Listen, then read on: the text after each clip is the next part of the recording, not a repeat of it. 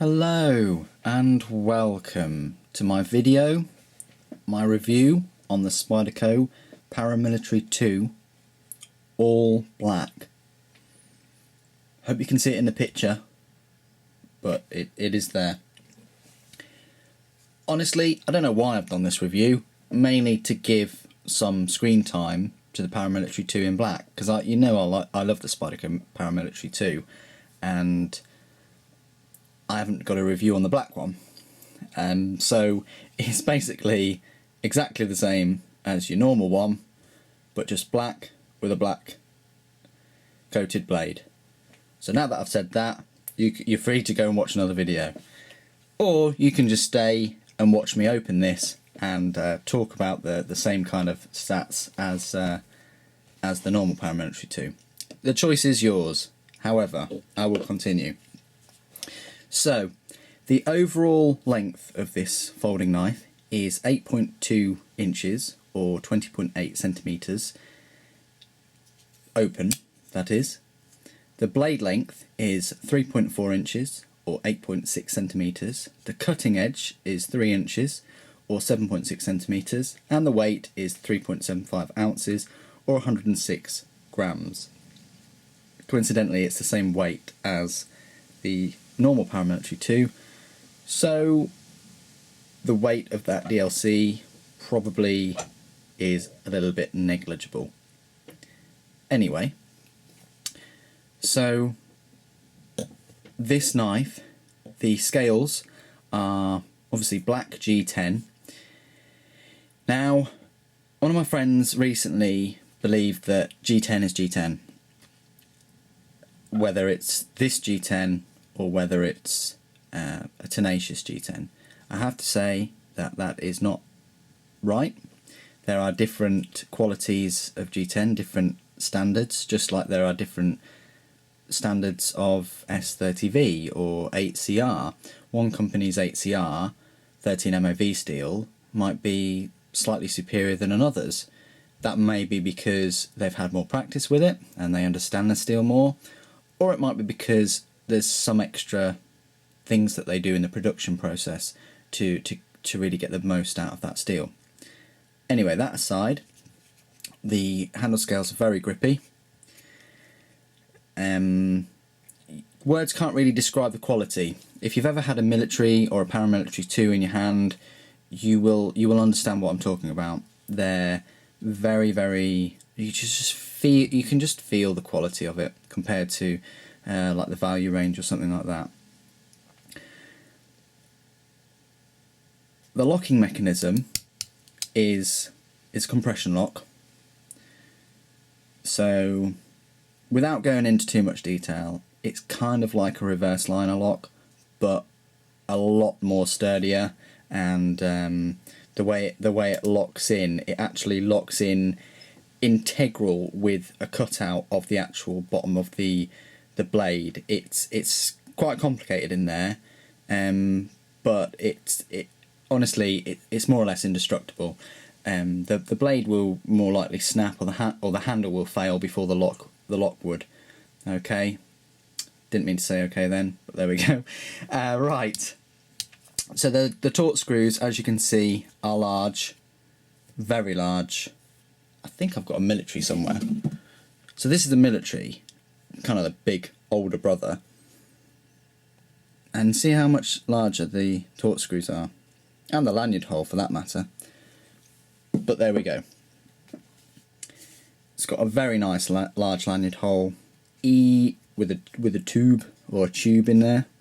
And you can put a nice length of paracord in there and make a very nice lanyard.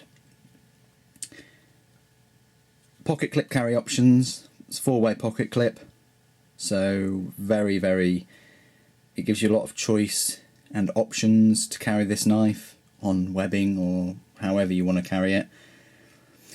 The liners, very, very flush, like the standard edition, like the normal coloured edition, the satin blade. The liners are of course skeletonized. They're very, very flush, very well made. Everything it just works. and the large Spidey hole. Now, I've had this debate with people before that the Spidey hole is larger than the military, and it is. Only very, very slightly though, very slightly. But it's large enough to notice it when you put your thumb in it or go to deploy it. It is noticeable. The blade steel is the CPM S30V. You can see it there. It's a very high quality workhorse steel. It's very hard, so it will keep a sharp edge for longer. It may be harder to sharpen, but I've never had any issues, and I use Spyderco Sharpmaker, never had any issues. And I think it's worth pointing out that it does come in different flavours. Of course, it comes in the all black, and it comes in the digi camo with the satin blade. I can, if I wanted to, actually swap the blades over. That would be fine. But it does come with the digicam and the black blade, and I think there's a few limited edition ones running around out there with much better steel and orange handle scales and all those good things. The coating on the blade is DLC, which stands for diamond-like coating. It's non-reflective and it's very abrasion resistant, and I actually believe that it is an excellent coating on a blade to help against rust and corrosion. I think it's incredible. It's not the same kind of coating as on the Spyderco Tenacious. This does not have DLC. They say it's kind of like a hard Teflon coating, but it's just not the diamond-like coating. If you were wondering.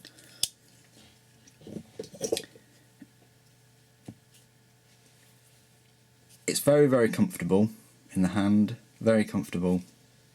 You can choke up on it, you can hold it a bit further back.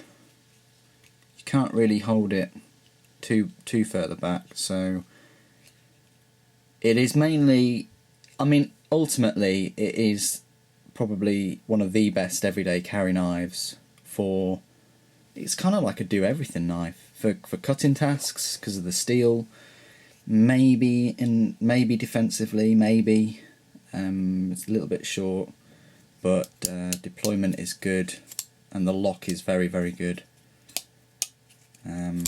One little point I will mention is mine is a little bit slower than the satin. The satin is super quick, super smooth. The DLC one isn't as. And I would say that is something to do with the DLC coating in there doing something, because I've lubed it up. You know me, I've taken it apart, put it back together. It's something to do with the coating that's making it just that very tiny bit not as smooth. And also blade centering. Mine came like this, and it's always been like this. I've had no problems with up and down play or anything like that, but as you can see, that is off. If I tighten the pivot, the blade will move more centered, but it will tighten it up even further. So that is the price you kind of pay in a way. At 3 inches, obviously in the UK this isn't legal. Your blade length, your cutting edge length has to be under 3 inches, and it has to be non-locking anyway. So unfortunately we can't carry this here legally, and that kind of brings a whole argument to, well, why not? I mean, this would be a perfect everyday carry knife, and I think if we were allowed to carry this, I think it would be incredible. I don't see why you would need a huge Spyderco military every day, here in the UK at least. A Paramilitary 2 would be ideal, and I'd love it if they did change the law, but you can see how governments and the world is going at the moment. it's probably not ever going to happen.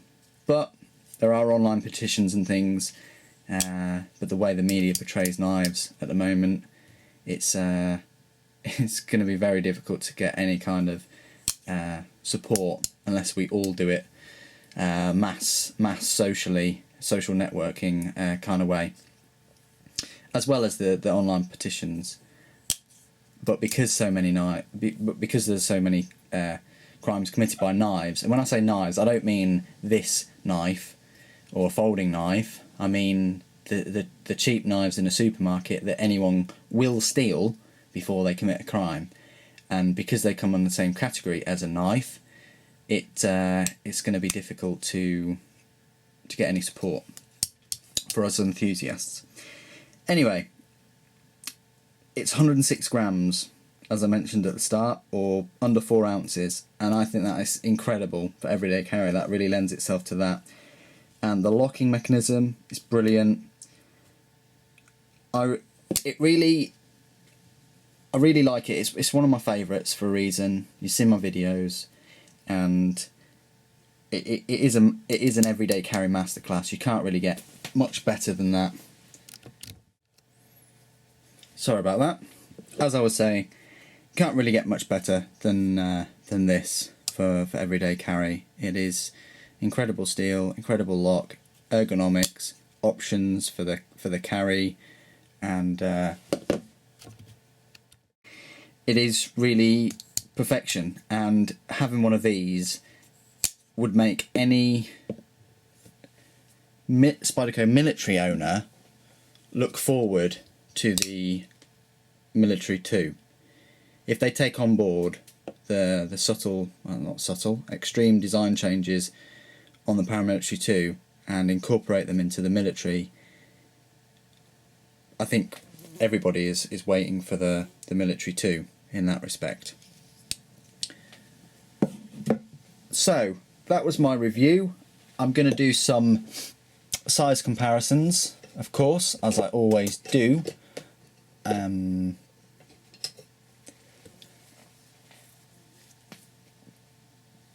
So here is a Spyderco Tenacious.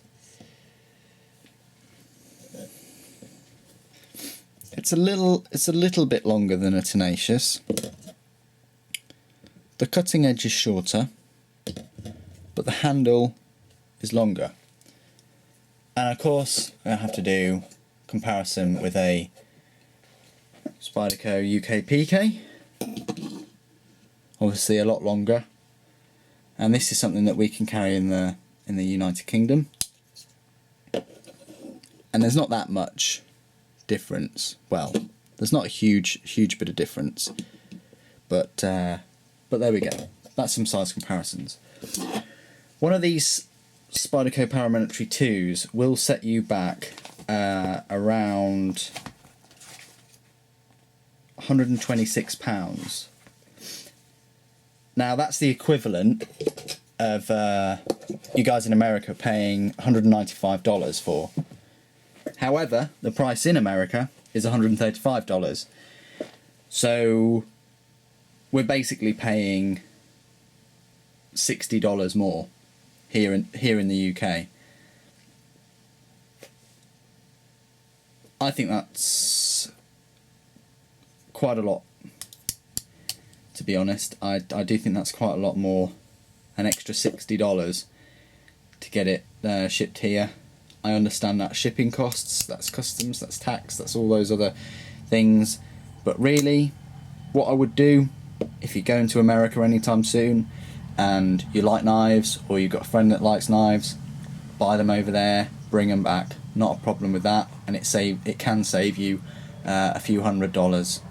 So there you go. That's my kind of like tip regarding that.